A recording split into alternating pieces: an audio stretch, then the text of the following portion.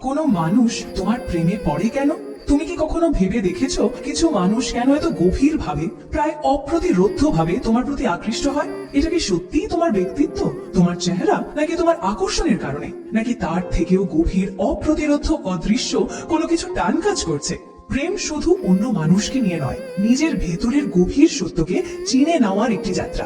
Curl young 20 শতকের অন্যতম প্রভাবশালী মনোবিজ্ঞানী বিশ্বাস করতেন প্রেম কখনোই দেহ গঠিত নয়। আসলে মানুষ মাত্র দুটো বিশেষ কারণে তোমার প্রেমে পড়ে। এই দুটো কারণই মানুষের মনোজগতের গভীরতম স্তরের সঙ্গে জড়িত। প্রত্যেক সম্পর্কই জীবনে কিছু শেখানোর জন্যই আসে। এই ভিডিওতে আমরা প্রেম, প্রজেকশন, অ্যানিমা ও অ্যানিমাস সম্পর্কিত চিন্তাধারা অনুসন্ধান করব এবং খুঁজে বের করব কেন মানুষ তোমার বাহ্যিক রূপে নয়, বরং তোমার ভেতরের প্রতীকী রূপের প্রতি আকৃষ্ট হয়। আমরা ডুবে যাব সেই অচেতন শক্তিগুলোর গভীরে যা রোমান্টিক আকর্ষণকে নিয়ন্ত্রণ করে, আর উদ্ঘাটন করব সেই দুটি গভীর কারণ কেন কেউ সত্যিকার অর্থে তোমার প্রেমে পড়ে। এই কারণগুলো শুধু বাইরের গুণাবলীর কারণে নয়, বরং মানুষের মনোজগতের গোপন কাঠামোর প্রতিফলন। আমরা প্রায় প্রেমকে এক জাদুকরী দুর্ঘটনা মনে করি, একটি স্ফুলিঙ্গ যা হঠাৎ জ্বলে ওঠে। তবে কার্ল ইয়াং এর মতে এমন আকস্মিক আকর্ষণ এক গভীর নিয়ম মেনে চলে। এর পিছনে যুক্তি হচ্ছে যে তৈরি হয় চট জলদি নয়, বরং অচেতন মন দ্বারা। যা আমাদের কাছে আকস্মিক বলে মনে হয় তা আসলে খুব কম সময়ে সত্যিকারের আকস্মিক। এই আকর্ষণ দৃশ্যমান ফল, কিন্তু এর পেছনে কাজ করে অদৃশ্য শক্তিগুলো। এই শক্তিগুলো গঠিত হয় বছরের পর বছর জমে থাকা অভিজ্ঞতা, না বলা আবেগ আর অপূর্ণ চাহিদা থেকে। প্রতিটি তাৎক্ষণিক সংযোগের পেছনে একটি কাঠামো আছে, একটি নীরব মনোযৌগিক স্থাপত্য যা আমাদের নির্দিষ্ট কিছু মানুষের প্রতি টানে, অন্যদের প্রতি নয়। এই পর্যায়ে ইয়াং প্রজেকশন বা মানুষ প্রক্ষেপণ ধারণাটি উপস্থাপন করেন। আমাদের প্রত্যেকের ভেতরে কিছু গোপন চিত্র আছে। সেগুলো হচ্ছে আমাদের পূর্বের রূপ, বর্তমানের অভাব, নাকি ভবিষ্যতের আকাঙ্ক্ষা। এই চিত্রগুলো অনেক সময় আমরা দমন করি, অস্বীকার করি অথবা ভুলে যাই, কিন্তু এরা মুছে যায় না। এরা অপেক্ষা করে আর নিজেদের প্রকাশ করে অন্য কারোর মাধ্যমে।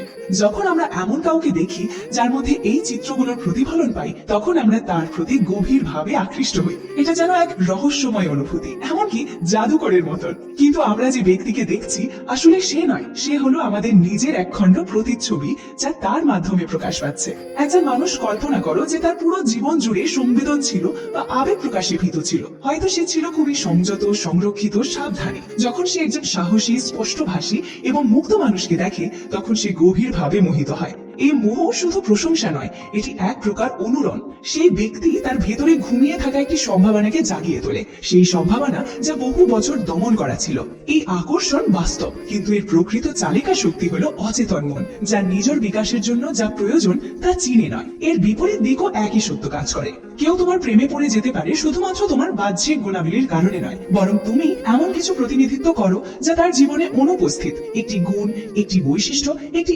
আবেগময় সুর যার খোঁজ সে অচেতন ভাবে বহু দিন ধরে করে চলেছে। তুমি হয়ে ওঠো সেই অনুপস্থিত টুকরোটা। তুমি তার নিজের এমন একটি দিকের জীবন্ত প্রতীক যা এখনো সে গড়ে তুলতে পারেনি। প্রথম কারণ, তুমি এমন কিছু প্রতিনিধিত্ব করো যা তার মধ্যে নেই। এটা শুধু বিপরীত গুণাবলীর আকর্ষণ নয়, বরং বিপরীত গুণাবলী আমাদের মধ্যে যা অনুপস্থিত তা প্রকাশ করে। একজন যুক্তিবাদী মানুষ হয়তো গভীর আবেগপ্রবণ একজনের প্রতি আকৃষ্ট হতে পারে, একজন অন্তর্মুখী হতে পারে এক বহির্মুখীর প্রেমে, একটি সুশিক্ষিত আত্মা আকৃষ্ট হতে পারে এক বিশৃঙ্খল সত্তার প্রতি। কিন্তু এই প্রশংসা খুব সহজেই নির্ভরতায় পরিণত হতে পারে।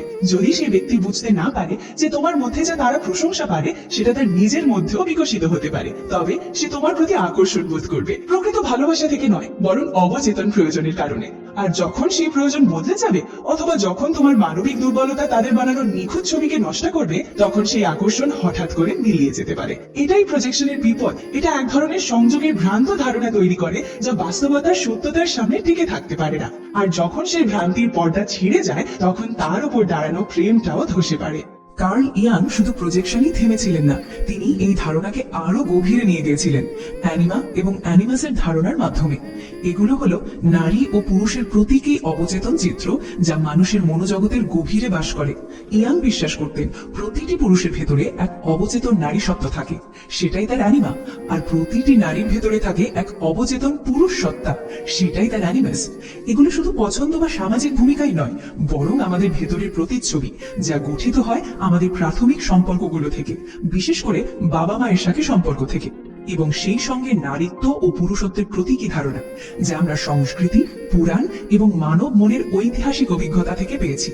সময়ের সঙ্গে সঙ্গে এই প্রতীকগুলো আবেগ ভরা নকশায় পরিণত হয়। আমরা এগুলোকে অজান্তেই বহন করে চলি, আর একদিন আমরা এমন কাউকে দেখি যে এই অবচেতন চিত্রগুলোর সঙ্গে অদ্ভুতভাবে মিলে যায়। তখন সেই আকর্ষণটা ভীষণ তীব্র হয়ে ওঠে। মনে হয় যেন অনেক দিনের চেনা মানুষ, যদিও তাদের সঙ্গে আমাদের পরিচয় আজই হয়েছে। মনে হয় এটা যেন ভাগ্য, আত্মার মিলন, বা যেন কোনো প্রাচীন স্মৃতি হঠাৎ জেগে উঠেছে। কিন্তু কার্ল ইয়াং সতর্ক করেছিলেন, এটা ভাগ্য নয়, এটা আত্মার পূর্ব নির্ধারিত মিল নয়, এটা হলো আমাদের মন নিজের ভেতরের নকশা অন্য এক মানুষের মধ্যে দেখে ফেলে। প্রেম কি আপনার জীবনে কখনো এমন কিছু জাগিয়ে তুলেছে যা আপনি আগে জানতেনই নাকি? প্লিজ কমেন্ট করে জানান আপনার সেই অভিজ্ঞতা। চলুন এবার জেনে নিই কি সেই দ্বিতীয় কারণ। তুমি সেই শক্তিশালী অবচেতন চিত্রটিকে জাগিয়ে তোলাও যা তারা অনেক দিন ধরে মনের ভেতর বহন করে চলেছে। তুমি তাদের বহন করা চিত্রের মতো দেখতে নাও হতে পারো, তোমার আচরণও আলাদা হতে পারে, কিন্তু তোমার সত্তার ভেতরে কিছু আছে যা তাদের মনের ভেতরে ছাঁকে নিখুঁতভাবে খাপে খাপে মিলে যায়।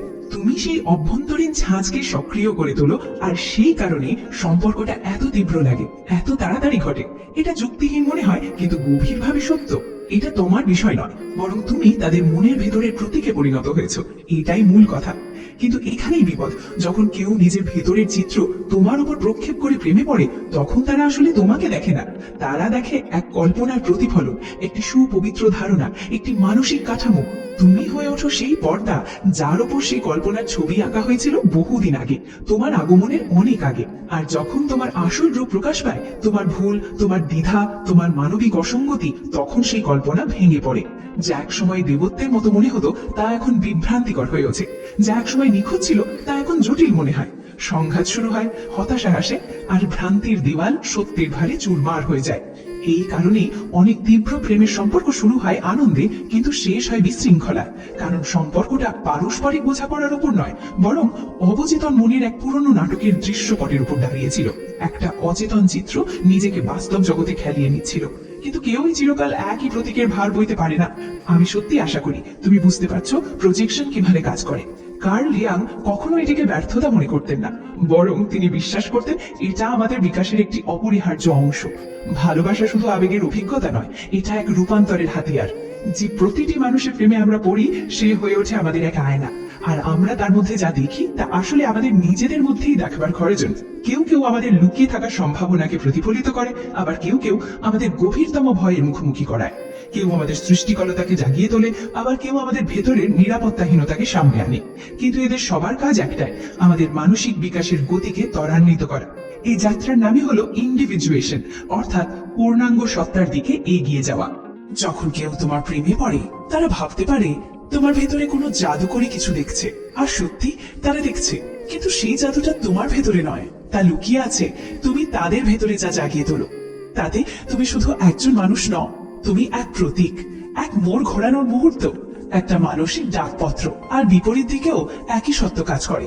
তুমি যাদের প্রেমে পড়ো, বিশেষ করে যারা তোমাকে নাড়িয়ে দেয়, বদলে দেয়, অথবা তোমার হৃদয় ভেঙে দেয়, তারা কখনোই জীবনে হঠাৎ করে আসে না। তারা অর্থবাহী, তারা তোমার অভ্যন্তরীণ বিকাশের অনুঘটক। কেউ আসে তোমার ভেতরে ঘুমিয়ে থাকা কিছু জায়গাতে, কেউ আসে এমন কিছু শেখাতে যা তুমি বারবার এড়িয়ে চলেছ, আর কেউ আসে শুধুই তোমার নিজের প্রতিফলন দেখাতে, তা বিকৃত হোক বা স্পষ্ট। সবই নির্ভর করে তুমি কতটা প্রস্তুত সেটা দেখার জন্য। এইসব সম্পর্কের সবগুলোই যে দীর্ঘস্থায়ী হবে এমন নয়। কিছু সম্পর্ক আসে শুধু তোমার জীবনকে নাড়িয়ে দিতে, কিছু আসে পুরনো অভ্যাসের শৃঙ্খল ভাঙতে। ইয়াং এই ধরনের সাক্ষাৎকে বলতেন সিনক্রনিস্টিক ইভেন্টস, যেগুলোর পেছনে কোনো যৌক্তিক সংযোগ না থাকলেও তাদের মানে থাকে গভীরভাবে। যখন কোনো মানুষ তোমার জীবনে ঠিক সময় মতো আসে আর তোমার মধ্যে জাগিয়ে তোলে তীব্র আবেগ, তখন সেটা কাকতালীয় নাও হতে পারে। তোমার অবচেতন ও তার অবচেতন প্রস্তুত ছিল, আর সেই সাক্ষাৎই ছিল ইঙ্গিত যে পরিবর্তন ইতিমধ্যেই শুরু হয়ে গেছে। এগুলো কোনো ভুল ছিল না, কষ্টদায়ক হলেও নয়। যেগুলো তোমাকে দাগ দিয়ে গেছে তারাও নয়, বরং বিশেষ করে তারাই নয়। তাহলে মানুষ তোমার প্রেমে পড়ে কেন? কারণ তুমি হয় এমন কিছু প্রতিফলিত করো যা তারা মরিয়া হয়ে খুঁজছে, অথবা তুমি এমন কিছু জাগিয়ে তোলো যা তারা বহু আগেই ভুলে গেছে। এই দুক্ষেত্রে প্রেম আসলে তোমার জন্য নয়, এটা আত্মার নিজেকে বিকশিত করার একটি প্রচেষ্টা। আর একই সত্য তোমার ক্ষেত্রে প্রযোজ্য।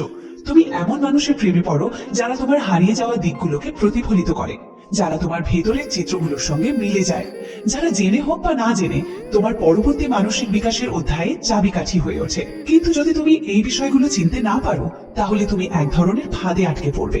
তুমি বারবার একই ধরনের মানুষের প্রতি আকৃষ্ট হবে, একই ধরনের সম্পর্ক পুনরাবৃত্তি করবে, একই কল্পনার পেছনে ছুটবে। তুমি ভাবতে পারো প্রেমে তুমি দুর্ভাগ্য, কিন্তু প্রকৃতপক্ষে তোমার অবচেতন তোমাকে এমন কিছু শেখাতে চাইছে যা তুমি এখনো শিখতে প্রস্তুত নও। ইয়াং বলতেন এর একমাত্র সমাধান হলো সচেতনতা।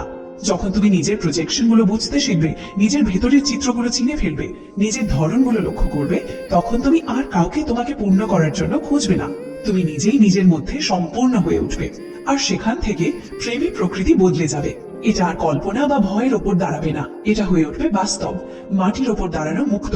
কারণ শেষমেশ গভীরতম ভালোবাসা মানে নিখুঁত মানুষকে খুঁজে পাওয়া নয়, এর মানে হলো নিজের সেই দিকগুলোকে জাগিয়ে তোলা যেগুলো এতদিন অবহেলিত ছিল, অপেক্ষায় ছিল। তুমি শুধু অন্যের প্রেমে পড়ো না, তুমি নিজেরও সেই রূপের প্রেমে পড়ো যে রূপ তারা তোমার মধ্যে খুঁজে পেতে সাহায্য করে। ইয়াং এর চোখে প্রেমকে বুঝতে পারলে পরিষ্কার হয়ে যায় এটা কখনোই শুধুমাত্র অন্য কাউকে নিয়ে নয়, এটা সবসময় নিজেকেই ফিরে পাওয়ার এক যাত্রা। তাহলে পরের বার যখন কেউ তোমার প্রেমে পড়বে অথবা তুমি কারোর প্রতি গভীর টান অনুভব করবে, তখন নিজেকে প্রশ্ন করো সেই মুহূর্তে আত্মার কোন অংশটি জেগে উঠছে। এই ভিডিওটি যদি তোমার প্রেম এবং সংযোগ নিয়ে নিজের অভিজ্ঞতা ভাবতে বাধ্য করে থাকে, তাহলে কমেন্টে তোমার অনুভূতি জানাও। তোমার দৃষ্টিভঙ্গি জানতে আমার খুব ভালো লাগবে।